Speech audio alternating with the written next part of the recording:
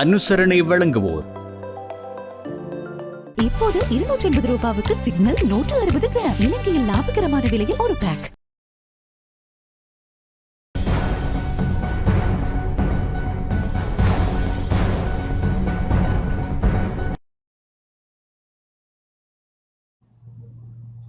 வணக்கம். டான் தமிழொலியின் இரவு நேர பிரதான செய்தி அறிக்கையோடு இணைந்திருக்கும் நான் ஜெகநாதன் சஜித். முதலில் தலைப்புச் செய்திகள்.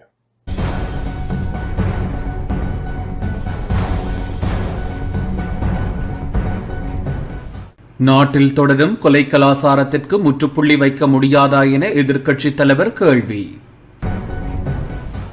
நாடளாவிய ரீதியில் இன்று காலை வனவிலங்குகள் கணக்கெடுப்பு. இன்று கச்சதீவு புனித அந்தோனியார் ஆலய திருவிழா. வவுனியாவில் பாடசாலை மாணவன் உருவாக்கிய இலத்தினரியல் வாக்களிப்பு இயந்திரத்தை மேலதிக தேர்தல் ஆணையாளர் பார்வை. தமிழ் மக்கள் விடுதலை புலிகள் கட்சியும் முற்போக்கு தமிழர் கழகமும் தேர்தல்களில் இணைந்து செயற்பட தீர்மானம். தொடர்வது முதன்மை செய்தி.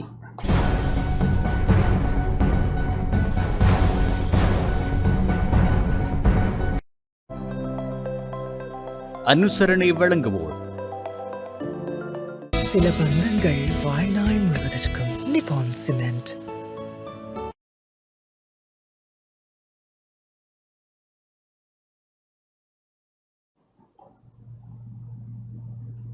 நாட்டில் தொடரும் கொலை கலாச்சாரத்திற்கு முற்றுப்புள்ளி வைக்க முடியாதா என எதிர்க்கட்சித் தலைவர் சபையில் இன்று கேள்வி எழுப்பினார். தேசிய பாதுகாப்பு தற்போது இணக்கப்பாடு காணப்பட்டுள்ள சர்வதேச நாணய நிதிய உடன்படிக்கையை மறுபரிசீலனை செய்து சர்வதேச நாணய நிதியத்துடன் புதிய இணக்கப்பாட்டை ஏற்படுத்த வேண்டியதன் முக்கியத்துவம் மற்றும் வெளிநாட்டு நேரடி முதலீடுகளை ஊக்குவிப்பதன் முக்கியத்துவம் என்பன தொடர்பில் எதிர்க்கட்சித் தலைவர் சஜித் பிரேமதாச தெரிவித்துள்ளார். 2025 வரவு செலவு திட்டத்தின் வெளிவிவகார, வெளிநாட்டு வேலைவாய்ப்பு மற்றும் சுற்றுலாத்துறை அமைச்சு மீதான குழுநிலை விவாதத்தில் கலந்து கொண்டு உரையாற்றும் போதே அவர் இவ்வாறு குறிப்பிட்டார். ජාත්‍යන්තර මූල්‍ය ආයතනත් සමග ජාත්‍යන්තර ස්වෛරී බැනුම්කර හිමියන් සමග ඒවගේ විශේෂණ මේ අවස්ථාවේ ද්විපාර්ශවීය ණය හිමිකරුවන් සමග අවබෝධතා එකඟතා ගිවිසුම් අත්සන් කරගෙන යනවායි කිය. பொதுமக்களின் பாதுகாப்பு குறித்து நேற்றும் பேசினேன். அக்மீமன பூச தல்தென மேகாகிவுல அகுனுகொல பெலச வெளிவேறிய துப்பாக்கிச்சூட்டு சம்பவங்கள், மூதூரில் படுகொலை, மீண்டும் அம்பலங்கொடையில் கொலை, கொழும்பு கிராண்ட் பாஸில் 2 கொலைகள் என பல சம்பவங்கள் நடந்துள்ளன. பொதுமக்களின் பாதுகாப்பு தொடர்பில் பெரும் பிரச்சினை காணப்படுகிறது. இதனால் நாட்டு மக்களுக்கும் சுற்றுலாத்துறைக்கும் பாதிப்பு ஏற்படும் என எதிர்க்கட்சித் தலைவர் தெரிவித்தார். எந்த பயங்கர கொலை கலாச்சாரத்துக்கு முடிவு கட்ட அவசர வேலை திட்டம் ஒன்றை முன்னெடுக்க வேண்டிய தேவை காணப்படுகின்றது. முன்னாள் போலீஸ் மா அதிபர் மற்றும் நீதிமன்றத்தில் நடந்த துப்பாக்கிச்சூட்டு கொலையை ஏற்பாடு செய்த பெண்ணையும் கூட இன்னும் கண்டுபிடிக்க முடியவில்லை. தினமும் நடக்கும் இந்த கொலைவெறி கலாச்சாரத்திற்கு முடிவு இல்லையா என கேள்வி எழுப்பிய எதிர்க்கட்சித் தலைவர் நாட்டு மக்கள் பாதுகாப்பற்ற நிலைக்கு தள்ளப்பட்டுள்ள நிலையில் தெளிவான தீர்வை வழங்கி அதனை நாட்டுக்கு முன்வைக்குமாறு தெரிவித்தார். முன்னைய அரசாங்கம் இணக்கப்பாடு கண்ட சர்வதேச நாணய நிதிய உடன்படிக்கையை வைத்துக் கொண்டும் அதன் வழியில் சென்றும் எம்மால் 2028 கடனை அடைக்க முடியாது. சர்வதேச நிதி நிறுவனங்கள் மற்றும் சர்வதேச பிணைமுறி பத்திரதாரர்கள் மற்றும் இருதரப்பு கடன் வழங்குநர்களுடன் ஒப்பந்தங்களில் கையெழுத்திட அரசாங்கம் தயாராகி வருகிறது. 2028 எம்மால் கடனை அடைக்க முடியுமா என்பதை இது தீர்மானிக்கும். சர்வதேச நாணய நிதியத்தின் இணக்கப்பாடு நாட்டுக்கு பல பாதகமான அம்சங்களை கொண்டுள்ளன. தற்போதைய அரசாங்கமும் முன்னைய அரசாங்கத்தின் கொள்கையிலேயே செயல்படுகின்றது. எமது நாடு நிலையான கடன் சுழற்சியில் இல்லை. வெளிவிவகார அமைச்சர் இது தொடர்பில் ஆராய வேண்டும். இவை பொய்யான புள்ளி விவரங்களை முன்வைத்து அரசியல் லாபங்களை பெற முயற்சிக்கும் விடயங்கள் அல்ல. எனவே கடந்த அரசாங்கம் இணக்கப்பாடு கண்ட தற்போது காணப்படும். ஒரு நாடாக நாம் வெளிவள சூழல் தொடர்பில் போதிய கவனம் செலுத்துவதில்லை. சேவைகள் மற்றும் பொருட்களின் இலவச பரிமாற்ற கொள்கை உலக வர்த்தக ஒழுங்கில் முக்கிய அம்சங்களாக மாறியுள்ளன. உலகில் தற்போது வர்த்தகத்தின் அடிப்படையில் வரி போர் நடந்து வருகிறது. 2028 இலக்குகளை அடைய அந்நிய நேரடி முதலீட்டை ஊக்குவிக்க வேண்டும். பிராந்திய மட்டத்தில் இந்திய தொழில் பேட்டைகள், ஜப்பானிய தொழில் பேட்டைகள் போன்ற பலங்களையும் முதலீட்டாளர்களையும் பெற்றுக்கொள்வதற்கு வெளிநாட்டு தொழில் பேட்டைகளை இலக்காக கொண்ட திட்டத்திற்கு செல்ல வேண்டும். ජාත්‍යන්තර මූල්‍ය ආයතනත් සමග ජාත්‍යන්තර ස්වෛරී බැනුම්කර හිමියන් සමග இதேவேளை பாலியல் வன்கொடுமைக்கு உள்ளாக்கப்பட்டு கொல்லப்பட்ட இசைப்பிரியாவிற்கு இந்த நாட்டில் நீதி தேவையில்லையா என இலங்கை தமிழரசு கட்சியின் நாடாளுமன்ற உறுப்பினர் இரா சாணக்கியன் கேள்வி எழுப்பியுள்ளார். இசைப்பிரியா கொல்லப்பட்டது, இசைப்பிரியா உயிரோடு இருந்ததுக்கான ஆதாரங்கள் எத்தனையோ இருக்கின்றது. இசைப்பிரியா உயிரோடு இருக்கிற ஆதாரங்கள் இருந்தது. அதனைத் தொடர்ந்து இசைப்பிரியாவுடைய காய்களை ரெண்ட பின்னால கட்டப்பட்டு அரகுர உடுப்புடன் ஒரு துணியுடன் இருந்த இசைப்பிரியாவை பிறகு ஒரு உடுப்பும் இல்லாமல் இருக்கிறதாக காணொலிகள் வெளியே வந்தது. அப்ப இந்த விடயத்தை பற்றி அவ இசைப்பிரியா ஒரு பெண் இல்லையா? இசைப்பிரியாவுக்கு இந்த நாட்டிலே நீதி தேவையில்லையா?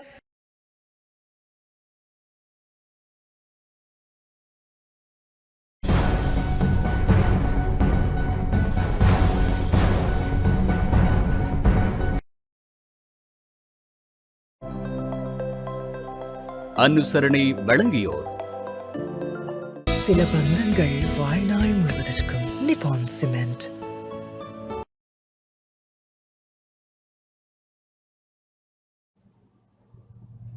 நாடளாவிய ரீதியில் இன்று காலை வனவிலங்குகள் கணக்கெடுப்பு முன்னெடுக்கப்பட்டது. விவசாய பயிர்களுக்கு சேதம் விளைவிக்கும் வனவிலங்குகள் பற்றிய தேசிய கணக்கெடுப்பு இன்று காலை 8 மணி முதல் 8:05 வரை நாடளாவிய ரீதியில் முன்னெடுக்கப்பட்டது. இது தொடர்பான விபரக்கோவைகள் கிராம உத்தியோகத்தர்கள் ஊடாக வழங்கப்பட்டிருந்தன.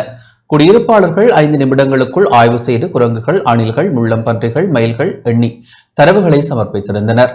பயிர் இழப்புகளை குறைப்பதற்கும் மனித வனவிலங்கு மோதல்களை தீர்க்கும் நோக்கமாக முன்னெடுக்கப்பட்ட குறித்த கணக்கெடுப்பை சமர்த்தி அதிகாரிகள், விவசாய உதவியாளர்கள் உள்ளிட்ட அதிகாரிகள் பார்வையிட்டனர். அதற்கமைய கிளிநொச்சி மாவட்டத்தில் கிராம சேவையாளர்கள் மூலம் வழங்கப்பட்ட படிவங்களுக்கு அமைய பயிர் நிலங்கள், வழிபாட்டு தலங்கள், பாடசாலைகள், பொது இடங்களில் இன்றைய தினம் வனவிலங்குகள் கணக்கெடுப்பு முன்னெடுக்கப்பட்டது.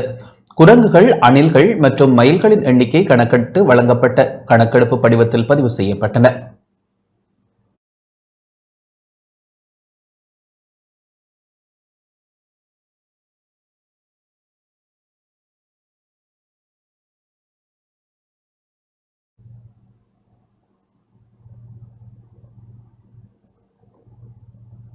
பகிரங்க பிடியாணை பிறப்பிக்கப்பட்டுள்ள தேசபந்து தென்னக்கோனின் மனைவியிடம் குற்றப்புலனாய்வு திணைக்களத்தினர் வாக்குமூலம் பதிவு செய்துள்ளனர்.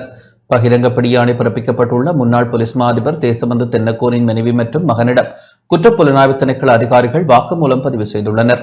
2023ஆம் ஆண்டு மாத்தறை வெலிகவ பகுதியில் உள்ள ஹோட்டல் ஒன்றின் மீது துப்பாக்கிச்சூடு நடத்தப்பட்ட சம்பவம் தொடர்பில் முன்னாள் போலீஸ் மா அதிபர் தேசபந்து தென்னக்கோனை கைது செய்து நீதிமன்றில் ஆஜர்படுத்துமாறு மாத்தறை நீதவான் நீதிமன்றினால் கடந்த பிப்ரவரி மாதம் 28ஆம் தேதி பிடியாணை பிறப்பிக்கப்பட்டிருந்தது.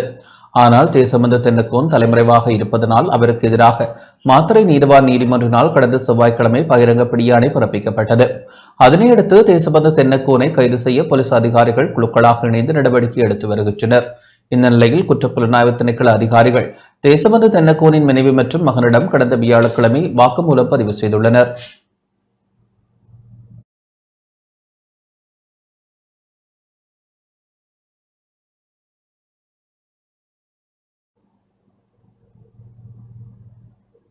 கச்சதீவு புனித அந்தோனியார் ஆலய திருவிழா திருப்பலி இன்று காலை ஒப்புக் கொடுக்கப்பட்டது. கச்சதீவு புனித அந்தோனியார் ஆலயத்தின் வருடாந்த திருவிழா இன்றைய காலை திருப்பலியுடன் நிறைவடைந்தது. இலங்கை இந்திய மக்களின் பங்கேற்புடன் நேற்று மாலை 4 மணியளவில் திருச்செபமாலையுடன் கொடியேற்றம் இடம்பெற்று சிலுவை பாதை, நற்கருணை பெருவிழா மற்றும் திருச்சுருப பவனி என்பன இடம்பெற்றன. இன்றைய தினம் காலை 6 மணிக்கு திருச்செபமாலையுடன் திருநாள் திருப்பலி இடம்பெற்று திருவிழா நிறைவடைந்தது. தமிழ்நாடு சிவகங்கை மறைமாவட்ட ஆயர் லூர்து ஆனந்தம் ஆண்டகை தலைமையில் யாழ்ப்பாணம் மறைமாவட்ட குருமுதல்வர் JP ஜெபரட்னம் அடிகளார், நெடுந்தீவு பங்கு தந்தை ஆகியோர் இணைந்து திருநாள் திருப்பலியை ஒப்புக் கொடுத்தனர்.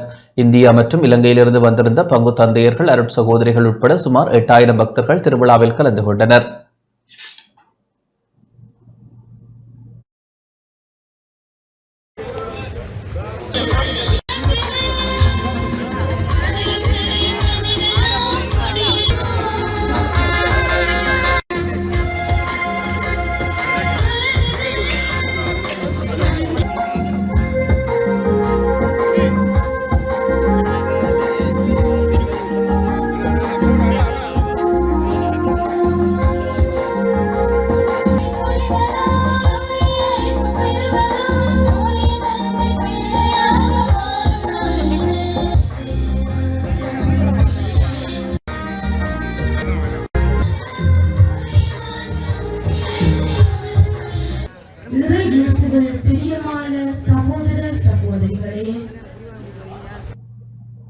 கிளிநொச்சி இந்து இளைஞர் பேரவையின் பரிசளிப்பு விழா இன்று முதல் தடவையாக இடம்பெற்றது. கிளிநொச்சி இந்து இளைஞர் பேரவையின் பரிசளிப்பு விழா இன்று முதல் தடவையாக கிளிநொச்சி கிருஷ்ணர் ஆலய மண்டபத்தில் இடம்பெற்றது. பேரவைத் தலைவர் ராசதுரை ஜெயசுதர்ஷன் தலைமையில் இடம்பெற்ற நிகழ்வில் விருந்தினர்களாக நாடாளுமன்ற உறுப்பினர் சிவஞானம் ஸ்ரீதரன், கிளிநொச்சி கரைச்சி பிரதேச செயலாளர் தவச்செல்வன் முகுந்தன், கோப்பாய் ஆசிரியர் கலாசாலை முதல்வர் ச லலிசன் ஆகியோர் பங்கேற்றனர். நிகழ்வில் பாடசாலை அதிபர்கள், ஆலய நிர்வாகத்தினர், பொது அமைப்புகளின் பிரதிநிதிகள், பெற்றோர்கள், மாணவர்கள் என பலர் பங்கேற்றனர். இதன்போது சைவ சமய அறிவுப் போட்டியில் வெற்றி பெற்ற மாணவர்களுக்கு பரிசில்கள் வழங்கப்பட்டன. தொலைக்காட்சியிலே பிள்ளைகளை வைத்து விவாத நிகழ்ச்சி செய்யக்கூடிய பிறகு எனக்கு இருக்கிறார். அதிலே பெரும்பாலும் கிளிநொச்சி மண்ணிலே இருந்து பாடசாலை பிள்ளைகள் வருகை தருவார்கள். அவர்கள் பேச புறப்பட்டால் மண்டபமே அதிர்கிற அளவிற்கு அல்லது தொலைக்காட்சிக்கு பெருமை சேர்க்கிற அளவிற்கு அவர்கள் தமிழிலே நர்த்தனம் ஆடுவார்கள். இவர்களால் அப்படி முடிகிறது, எப்படி முடிகிறது என்று நான் நினைத்து பார்த்தேன். இன்றுதான் அதனுடைய வேர் இங்கே மையம் கொண்டிருக்கிறது என்பதை உணர்ந்து கொண்டேன்.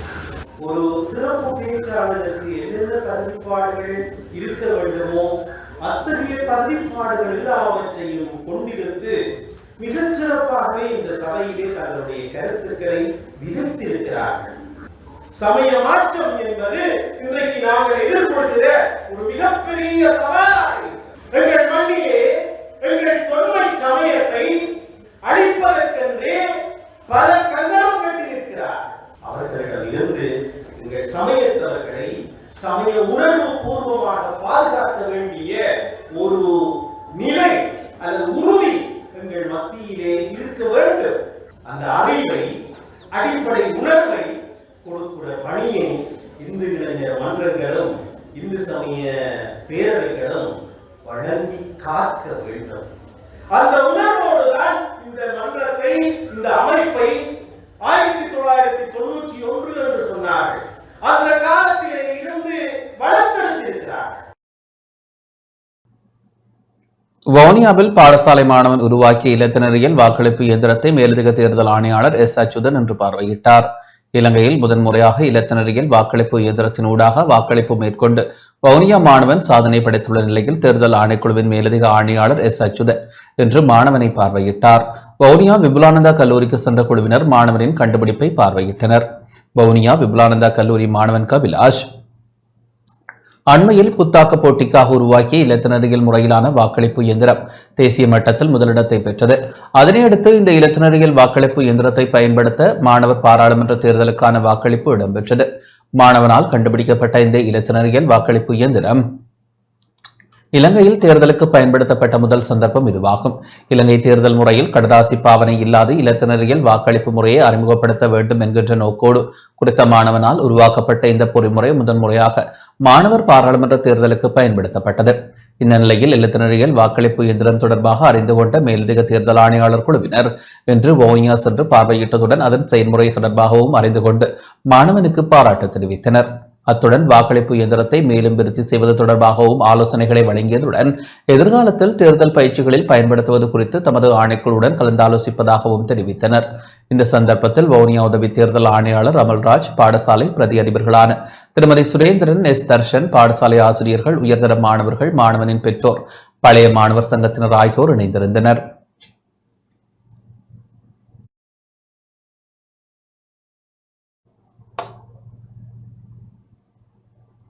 தமிழ் மக்கள் விடுதலை புலிகள் கட்சியும் முற்போக்கு தமிழர் கழகமும் தேர்தல்களில் இணைந்து செயற்பட தீர்மானித்துள்ளன. எதிர்வரும் காலங்களில் இடம்பெறவுள்ள தேர்தல்களை மையமாக வைத்து கிழக்கு தமிழர் கூட்டமைப்பு உதயமானது. இதன் ஆரம்ப நிகழ்வு இன்று மட்டக்களப்பில் உள்ள தனியார் விடுதியில் இடம்பெற்றது.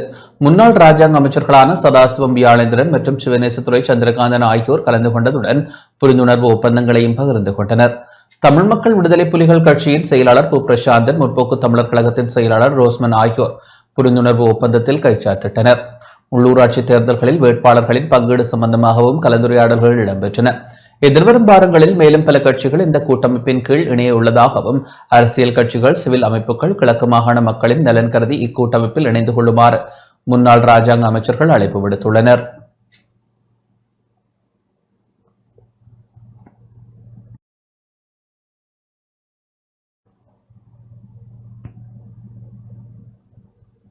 திருகோணமலையில் ஐக்கிய மக்கள் சக்தி கட்டுப்பணம் செலுத்தியது.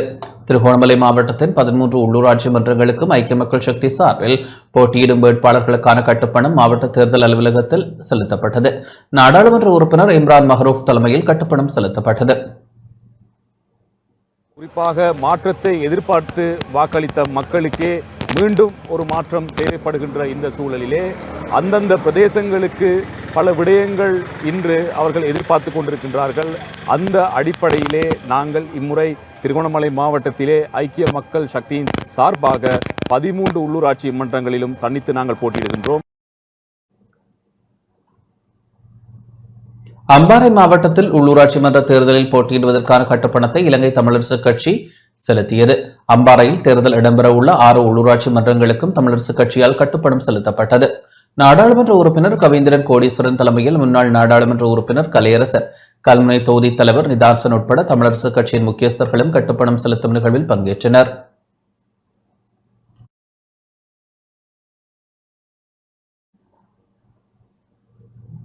முல்லைத்தீவு சிலாவத்தை தியோகநகர் காட்டுப் பகுதியில் ஆயிரக்கணக்கான வெடிக்காத துப்பாக்கி ரவைகள் மீட்கப்பட்டுள்ளன. கடற்படையினருக்கு கிடைக்கப்பெற்ற தகவலை அடுத்து கடற்படையினரும் முல்லைத்தீவு போலீசாரும் சம்பவ இடத்திற்கு சென்று சோதனை செய்த போது உரப்பை ஒன்றில் வெடிக்காத நிலையில் காணப்பட்ட 1400 T56 ரக துப்பாக்கி ரவைகள் மீட்கப்பட்டன. இது தொடர்பான மேலதிக விசாரணைகளை முல்லைத்தீவு போலீசார் மேற்கொண்டு வருகின்றனர்.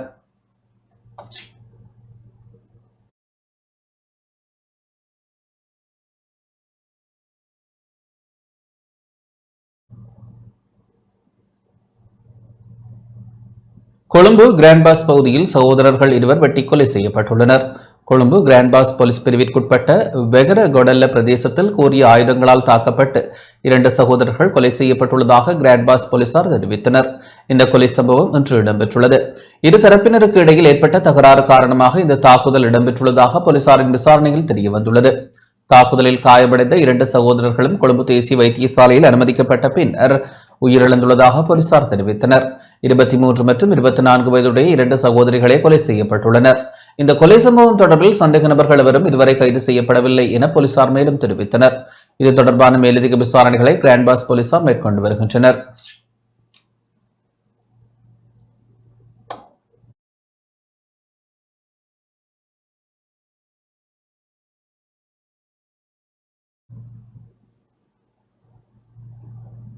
நாடாளுமன்ற உறுப்பினர் முகமது சாலின் அலீம் பதவி விலகினார். ஸ்ரீலங்கா முஸ்லிம் காங்கிரசின் நாடாளுமன்ற உறுப்பினர் முகமது சாலின் அலீம் தனது நாடாளுமன்ற உறுப்பினர் பதவியிலிருந்து விலகியுள்ளதாக சபாநாயகர் நாடாளுமன்றத்திற்கு இன்று அறிவித்துள்ளார். நேற்று நாடாளுமன்றத்தில் பேசிய நலீம் எதிர்வரும் உள்ளூராட்சி மன்ற தேர்தலில் ஏறாவூர் நகரசபைக்கு போட்டியிடுவதற்காக தனது நாடாளுமன்ற உறுப்பினர் பதவியிலிருந்து விலகுவதாக குறிப்பிட்டார். கடந்த வருடம் டிசம்பர் 3ஆம் தேதி சபாநாயகர் முன்னிலையில் முகமது சாலின் அலீம் நாடாளுமன்ற உறுப்பினராக பதவியேற்றிருந்தமை குறிப்பிடத்தக்கது.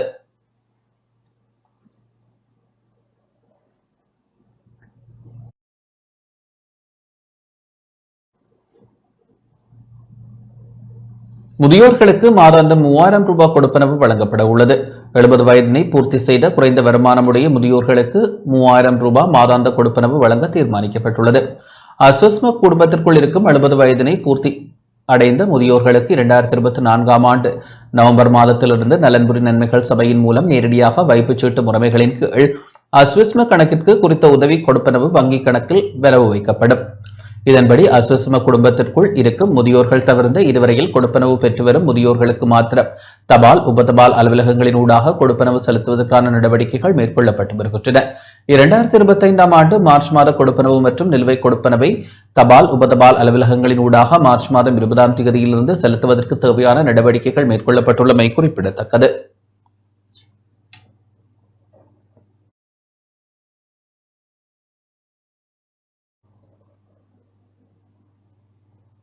சிங்கள வர்த்தக சங்கத்தின் ஏற்பாட்டில் யாழ்ப்பாணத்தில் உதவி வழங்கப்பட்டுள்ளது. சிங்கள வர்த்தக சங்கத்தின் ஏற்பாட்டில் யாழ்ப்பாணம் நாகவிகாரையில் பாடசாலை மாணவர்களுக்கு உதவி வழங்கப்பட்டுள்ளது. பாடசாலை மாணவர்களுக்கான கற்றல் உபகரணங்கள் வழங்கும் நிகழ்வு நாகவிகாரை விகாராதிபதி தலைமையில் இடம்பெற்றது. இதில் சர்வமத தலைவர்கள் மற்றும் வடக்கு மாகாண ஆளுநர் நா வேதநாயகன், 51வது படைப்பிரிவு கட்டளை அதிகாரி ஆகியோர் பங்கேற்றனர். இனங்களுக்கு இடையிலான ஒற்றுமை மற்றும் நல்லிணக்கத்தை கட்டியெழுப்ப இவ்வாறான நிகழ்வுகள் அவசியம் என வடக்கு மாகாண ஆளுநர் குறிப்பிட்டார்.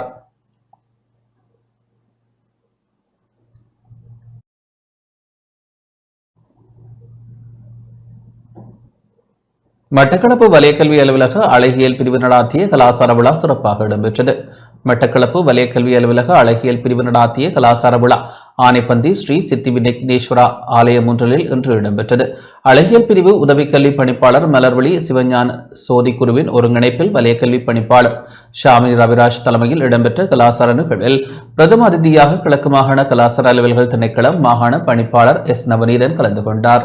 மட்டக்களப்பு வலயக்கல்வி அலுவலக வளாகத்தில் இருந்து ஆரம்பிக்கப்பட்ட கலாசார பண்பாட்டு ஊர்வலம் மத்திய வீதி ஊடாக புளியந்தீவு ஆனைப்பந்தி ஸ்ரீ சித்தி விக்னேஸ்வரா ஆலயம் வரை இடம்பெற்றது. ஆலயம் ஒன்றில் சூரிய பகவானுக்கு பொங்கல் பொங்கி இடம்பெற்ற பூஜை வழிபாட்டினை தொடர்ந்து ஆன்மீக அதிதிகளின் ஆசி உரைகளும் மாணவர்களின் கலாசார நிகழ்வுகள் ஆன குடக்கூத்து நடனம், முழுப்பாடல், கொற்றவை ஆடல், உலக்கை நடனம், கொடுகொட்டி நடனம், குரவையாடல் போன்ற பாரம்பரிய இலக்கிய நிகழ்வுகள் இடம்பெற்றன. கலாசார விழாவினை முன்னிட்டு நடாத்தப்பட்ட சித்திர போட்டியில் பாடசாலை பொங்கல் குழு நிகழ்வுகளில் வெற்றி பெற்ற பாடசாலை மாணவர்களுக்கான சான்றிதழ் மற்றும் ஓய்வு நிலை ஆசிரியர் ஆலோசகர் கௌரவிப்பு போன்ற நிகழ்வுகளும் இடம்பெற்றன. ஆன்மீக அதிதிகளாக ராமகிருஷ்ண மிஷன் உதவி பொது முகாமையாளர் ஸ்ரீமத் சுவாமி உமா தேசியானந்தஜி மகாராஜ், கிழக்கு பல்கலைக்கழக சிரேஷ்ட விரிவுரையாளர் அருட்பணி ஏ நவரத்னம் அடிகளார் ஆகியோர் கலந்து கொண்டனர். கௌரவ அதிதியாக ஓய்வு நிலை ஆசிரியர் ஆலோசகர் சி விமலதர்ஷன் பங்கேற்றார். நிகழ்வில் வலயக்கல்வி அலுவலக உதவி கல்வி பணிப்பாளர்கள், கோட்டக்கல்வி பணிப்பாளர், ஆசிரியர்கள், மாணவர்கள் என பலர் பங்கேற்றனர்.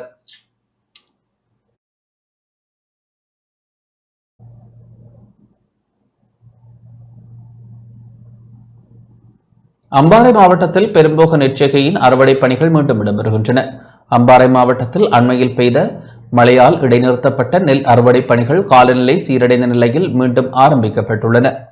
பொத்துவில், அக்கரைப்பற்று, சம்மாந்துறை, நிந்தவூர், அம்பாறை, இறக்காமம், மத்திய முகாம் ஆகிய இடங்களில் நெல் அறுவடை இயந்திரங்கள் மூலமாக அறுவடை செய்யப்பட்டு வருகின்றது. அறுவடை செய்யப்படும் நெல்லினை அம்பாறை மாவட்டத்தை சேர்ந்த அரசியாலை உரிமையாளர்களை விட வெளி மாவட்டங்களை சேர்ந்த வியாபாரிகளும் அரசியாலை உரிமையாளர்களுமே அதிக அளவில் கொள்வனவு செய்து வருகின்றனர்.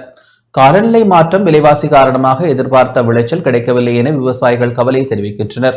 அறுவடை இடம்பெறும் காலப்பகுதியில் கடும் மழை ஏற்பட்டால் தமது வேளாண்மை நீரில் மூழ்கி காணப்படுவதாகவும் சில விவசாயிகள் கவலை வெளியிட்டனர்.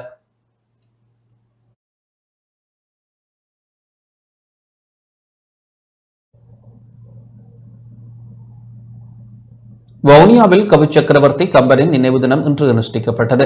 வவுனியா சூசைப்பிள்ளையார் குள சந்தியில் அமைந்துள்ள கவி சக்கரவர்த்தி கம்பரின் நினைவு சிலையடியில் கம்பர் நினைவு தினம் இன்று அனுஷ்டிக்கப்பட்டது. வவுனியா நகரசபையின் ஏற்பாட்டில் நினைவு தினம் அனுஷ்டிக்கப்பட்டது. இதன்போது கம்பரின் உருவச்சிலைக்கு மலர் மாலை அணிவிக்கப்பட்டு மலர் அஞ்சலி செலுத்தப்பட்டது. தொடர்ந்து நினைவுரைகளும் இடம்பெற்றன. இந்நிகழ்வில் சமூக ஆர்வலர்கள், பொது அமைப்புகளின் பிரதிநிதிகள், பாடசாலை மாணவர்கள், பொதுமக்கள் என பலர் பங்கேற்றனர்.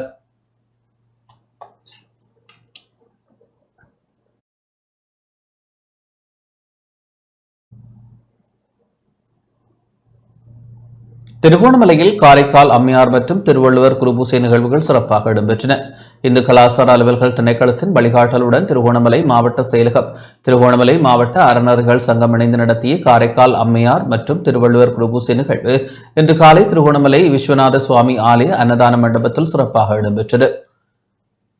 ரட்னசிங்க பிள்ளையார் ஆலயத்தில் இருந்து ஸ்ரீ பத்ரகாளி அம்பாள் ஆலயம் ஊடாக விஸ்வநாத சுவாமி ஆலயம் வரை ஆன்மீக பேரணியும் இடம்பெற்றது. பேரணியில் அறநெறி ஆசிரியர்கள், மாணவர்கள், பொதுமக்கள் என பலரும் வாசகங்கள் தாங்கிய ஸ்லோகங்களை ஏந்தியவாறு பேரணியில் பங்கேற்றனர்.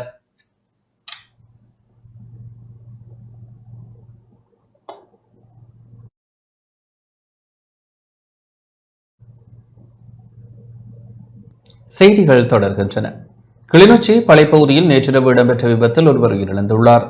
கிளிநொச்சி பளை போலீஸ் பிரிவிற்குட்பட்ட கரந்தாய் பகுதியில் நேற்றிரவு இடம்பெற்ற விபத்தில் ஒருவர் உயிரிழந்துள்ளார். யாழ்ப்பாணத்திலிருந்து கிளிநொச்சி நோக்கி பயணித்த பார ஊர்தியும் கிளிநொச்சி பகுதியிலிருந்து யாழ் நோக்கி பயணித்த மோட்டார் சைக்கிளும் நேருக்கு நேர் மோதியதில் மோட்டார் சைக்கிளில் பயணித்தவர் உயிரிழந்துள்ளார். விபத்துடன் தொடர்புடைய பார ஊர்தியின் சாரதி பளை போலீசாரால் கைது செய்யப்பட்டுள்ளார். விபத்தில் கொடிகாமத்தை சேர்ந்த 23 வயதுடைய மகேந்திரன் நிஷாந்தன் என்ற இளைஞனே உயிரிழந்துள்ளார்.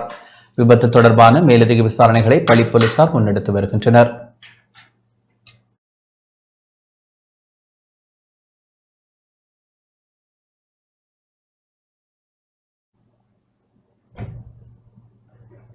கொழும்பு மீகொடை பகுதியில் துப்பாக்கியுடன் கைது செய்யப்பட்ட பிரபல இசைக்கலைஞர் ஷான் புதா உட்பட 3 தடுப்பு காவலில் வைத்து விசாரணை செய்ய நீதவான் உத்தரவிட்டுள்ளார்.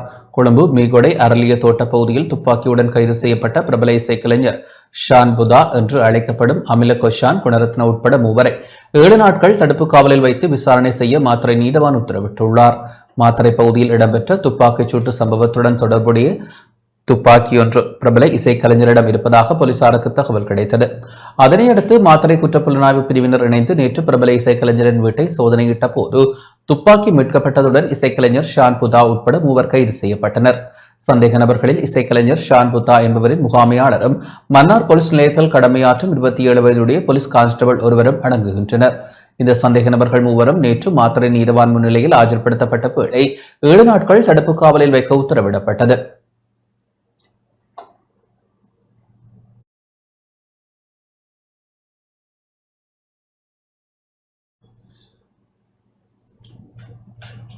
ஜனாதிபதியின் பங்கேற்புடன் சிறப்பு இப்தார் நிகழ்வு நேற்று இடம்பெற்றது. முஸ்லிம்களின் புனித ரம்லான் நோன்பு மாதத்தையிட்டு ஜனாதிபதி அனுரகுமார திசாநாயக்கவின் பங்கேற்புடன் இப்தார் நிகழ்வு நேற்று அலரி மாளிகையில் இடம்பெற்றது. இஸ்லாமிய மத தலைவர்களும் ஏராளமான இஸ்லாம் பக்தர்களும் இதில் கலந்து கொண்டதுடன் மேலும் இஸ்லாமிய சமய நிகழ்வுகளுக்கு முன்னுரிமை அளித்து இந்த நிகழ்வு முன்னெடுக்கப்பட்டது. பிரதேச சபாநாயகர் ரிஸ்வி சாலி இந்நிகழ்வில் வரவேற்புரை ஆற்றியதுடன் தேசிய ஒருங்கிணைப்பு பிரதியமைச்சர் முனீர் முலாஃபரும் நிகழ்வில் உரையாற்றினார். சயித் அப்துல்லா ஜகித் மௌலவி ரம்லான் மாதத்தின் முக்கியத்துவம் என்ற தலைப்பில் இந்நிகழ்வில் சிறப்பு ஆன்மீக சொற்பொழிவு ஆற்றினார். சிறப்பு பிரார்த்தனைக்கு பின்னர் மாலை 6:23 மணிக்கு நோன்பு திறக்கப்பட்டதுடன் அதைத் தொடர்ந்து சிறப்பு விருந்து வழங்கப்பட்டது. அதனையடுத்து இஃப்தார் நிகழ்வில் கலந்து கொண்டிருந்தவர்கள் ஜனாதிபதியுடன் சிநேகபூர்வமாக கலந்துரையாடினர். புத்த சாசன சமய மற்றும் கலாசார அலுவல்கள் அமைச்சர் கலாநிதி ஹினிதும சுனில் சனவி, மேல்மாகாண ஆளுநர் ஹனீப் ஜூசுப், ஆளும் மற்றும் எதிர்க்கட்சி உறுப்பினர்கள், அரசு அதிகாரிகள், உயர்ஸ்தானிகர்கள், தூதுவர்கள், ஊடகவியலாளர்கள் உள்ளிட்ட பலர் இந்நிகழ்வில் பங்கேற்றனர்.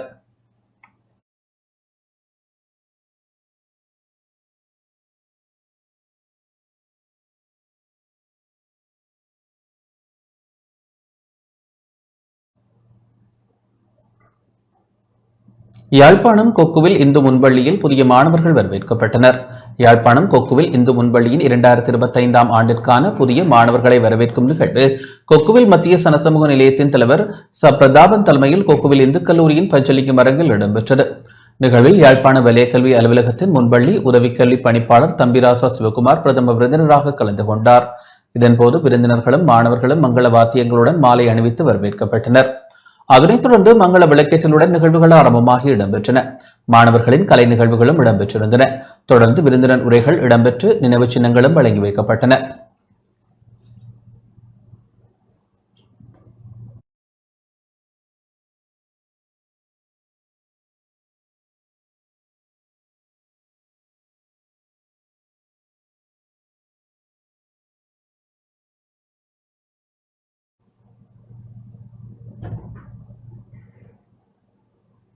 மட்டக்களப்பு மாநகர சபைக்குட்பட்ட பகுதிகளில் உள்ள உணவு விற்பனை நிலையங்களில் பொலித்தீன் பாவனையை குறைப்பதற்குரிய நடவடிக்கைகள் ஆரம்பிக்கப்பட்டுள்ளன. உணவு விற்பனை நிலையங்களில் பொலித்தீன் பாவனையை குறைப்பதற்கான முன்னோடி திட்டத்தை மட்டக்களப்பு மாநகர சபை இன்று அறிமுகப்படுத்தியது. ஏர்ன்சிலோன் நிறுவனத்தின் பணிப்பாளர் குணசீலன் சதீஷ்குமார் முன்வைத்த முன்மொழிவிற்கு அமைவாக மட்டக்களப்பு மாநகர சபை மற்றும் மத்திய சுற்றாடல் அதிகார சபை இணைந்து மட்டக்களப்பு நகர் பகுதிகளில் தெரிவு செய்யப்பட்ட 5 உணவகங்களில் லஞ்ச் ஷீட்டுகளுக்கு பதிலாக வாழை இலைகளாக பயன்படுத்தும் முன்னோடி திட்டத்தினை நடைமுறைப்படுத்தப்பட உள்ளன. இதன் அறிமுக நிகழ்வு மாநகர ஆணையாளர் என் தனஞ்சயன் தலைமையில் இன்று இடம்பெற்றது. மத்திய சுற்றாடல் அதிகார சபை பிரதிப்பணிப்பாளர், மத்திய சுற்றாடல் அதிகார சபை முன்னாள் பிரதிப்பணிப்பாளர் மற்றும் உணவக உரிமையாளர்கள், மாநகர சபை உத்தியோகத்தர்கள், பொது சுகாதார பரிசோதகர்கள் அறிமுக நிகழ்வில் பங்கேற்றனர்.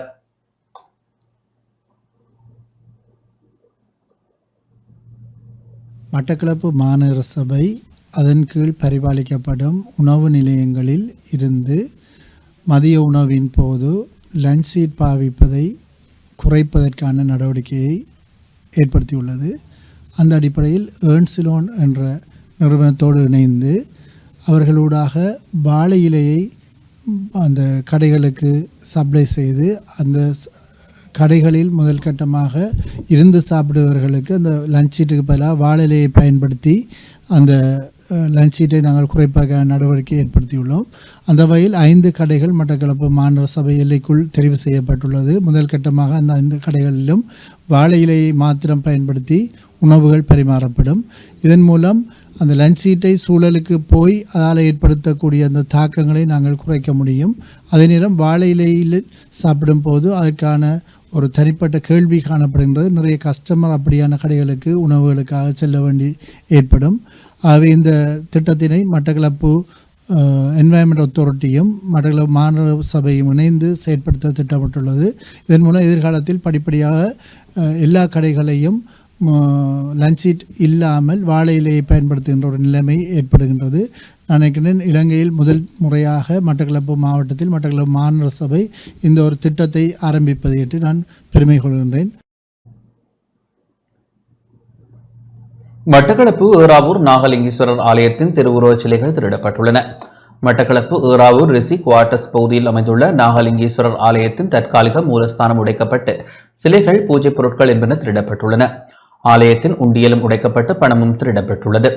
நேற்று அதிகாலை 1:30 மணியளவில் இந்த சம்பவம் இடம்பெற்றுள்ளதுடன் அங்கிருந்த சிசிடிவி கேமராவிலும் திருட்டு சம்பவம் பதிவாகியுள்ளது.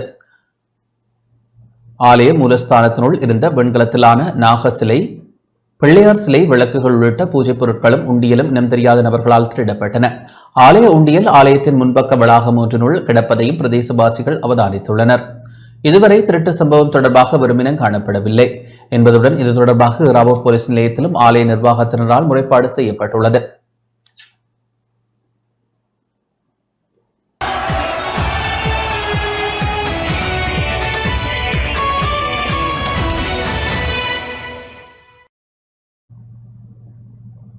கிளிநொச்சி கரைச்சி பிரதேச செயலக கழகங்களுக்கு இடையிலான கரப்பந்தாட்ட போட்டி இன்று ஆரம்பமானது.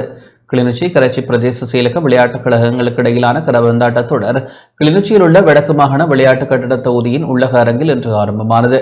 ஆரம்ப நாள் நிகழ்வு கரைச்சி பிரதேச செயலக விளையாட்டு உத்தியோகத்தர் போல்ராஜ் தலைமையில் இடம்பெற்றது. இதில் கரைச்சி பிரதேச செயலக உதவி பிரதேச செயலாளர் எஸ் பத்மஸ்ரீ பங்கேற்று வீரர்களை அறிமுகம் செய்து போட்டியை ஆரம்பித்து வைத்தார்.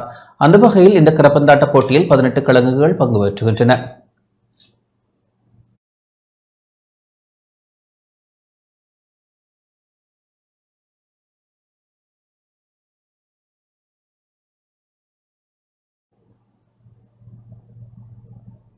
மட்டக்களப்பு மட்டிக்கிளி தமிழ் வித்தியாலய வருடாந்த செயற்பட்டு மகிழ்வோம் விளையாட்டு விழா நேற்று இடம்பெற்றது. மட்டக்களப்பு கல்விக் கோட்டத்திற்குட்பட்ட மட்டிக்கிளி தமிழ் வித்தியாலய மாணவர்களின் வருடாந்த செயற்பட்டு மகிழ்வோம் விளையாட்டு விழா பாடசாலை அதிபர் சுசாந்தினி சிவநாதன் தலைமையில் நேற்று இடம்பெற்றது. அதிதிகள் வரவேற்றலுடன் தேசிய கொடி, பாடசாலை கொடி ஏற்றப்பட்டு தேசிய கீதம் இசைக்கப்பட்டு ஒலிம்பிக் சுடர் ஏற்றலுடன் விளையாட்டு நிகழ்வுகள் ஆரம்பமாகின. மாணவர்களின் தனி விளையாட்டுகள், குழு விளையாட்டுகள், உதவியாக்க செயற்பாடு என்பனவும் சிறப்பாக இடம்பெற்றன. பழைய மாணவர்கள், பெற்றோர்கள் மற்றும் ஆசிரியர்களுக்கு இடையேயான வினோத விளையாட்டுகளும் இடம்பெற்றன. போட்டிகளில் வெற்றியீட்டியவர்களுக்கு பரிசில்கள், சான்றிதழ்கள் வழங்கப்பட்டன. பாடசாலை முன்னாள் ஓய்வு நிலைய அதிபர்கள் விளையாட்டு விழாவில் கௌரவிக்கப்பட்டனர். மட்டிக்களி தமிழ் வித்தியாலய விளையாட்டு விழாவில் பிரதம அதிதியாக பாடசாலை பழைய மாணவியும் சட்டத்திறனியுமான லக்ஷணி சிவதாஸ் கலந்து கொண்டார். விசேட அதிதியாக வலய கல்வி அலுவலக வலய இணைப்பாளர் என் ருதேசனும், கௌரவ அதிதிகளாக ஓய்வு நிலைய அதிபர்களான ஞானராஜா, எஸ் சகஸ்ரநாமம், தோள்கோடு தோழா கழகத் தலைவரும் புதிய நூற்றாண்டு லயன்ஸ் கழக இணைப்பாளருமான லயன் என் ரகுநாதன் ஆகியோரும் கலந்து கொண்டனர். பாடசாலை ஆசிரியர்கள், பெற்றோர்கள், பழைய மாணவர்கள், தோள்கோடு தோழா அமைப்பினர் என பலரும் பங்கேற்றனர்.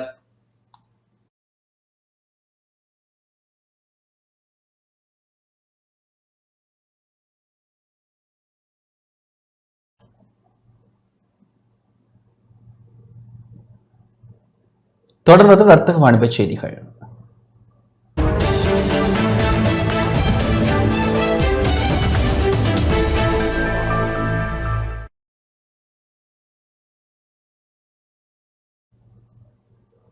வெல்வத்த குழுவினர் இன்று யாழ்ப்பாணம் சுழிபுரத்தில் விரிவாக்கல் நிகழ்ச்சியில் ஈடுபட்டனர். உள்நாட்டு பால்மா உற்பத்தி நிறுவனமான பெல்வத் யாழ்ப்பாணத்தில் எதிர்வரும் 29ஆம் தேதி மாபெரும் இசை நிகழ்ச்சியை நடாத்த உள்ள நிலையில் இன்றைய தினம் சுழிபுரத்தில் விரிவாக்கல் நிகழ்ச்சியில் ஈடுபட்டனர். சுழிபுரம் சிவன் ஸ்டோர் முன்பாக பெல்வத்த குழுவினர் இன்று விரிவாக்கல் நிகழ்ச்சியில் ஈடுபட்டனர். எதிர்வரும் 29ஆம் தேதி யாழ்ப்பாணம் திருவள்ளுவர் கலாசார மையத்தில் மாபெரும் இசை நிகழ்ச்சியுடன் பெல்வத்த நிறுவனத்தின் ஏற்பாட்டில் இடம்பெற உள்ளது. நிகழ்ச்சியில் அனைவரையும் கலந்து கொள்ளுமாறு அழைப்பு விடுத்துள்ள பெல்வத்த குழுவினர் யாழின் பல பகுதிகளிலும் கடந்த 5ஆம் தேதியிலிருந்து விரிவாக்கல் நிகழ்ச்சியை முன்னெடுத்து வருகின்றனர். நாளை திருநெல்வேலி பகுதியில் விரிவாக்கல் நிகழ்ச்சி இடம்பெற உள்ளதுடன் இந்த நிகழ்ச்சி திட்டம் யாழில் எதிர்வரும் 29ஆம் தேதி வரை இடம்பெற உள்ளமை குறிப்பிடத்தக்கது.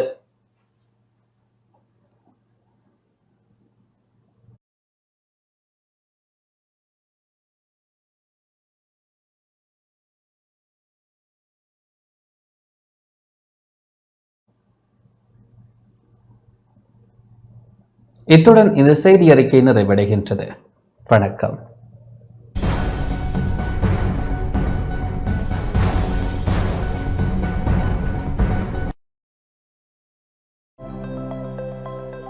அனுசரணை வழங்கியோர் இப்போது 250 ரூபாவுக்கு சிக்னல் 160 கிராம். இலங்கையில் லாபகரமான விலையில் ஒரு பேக்.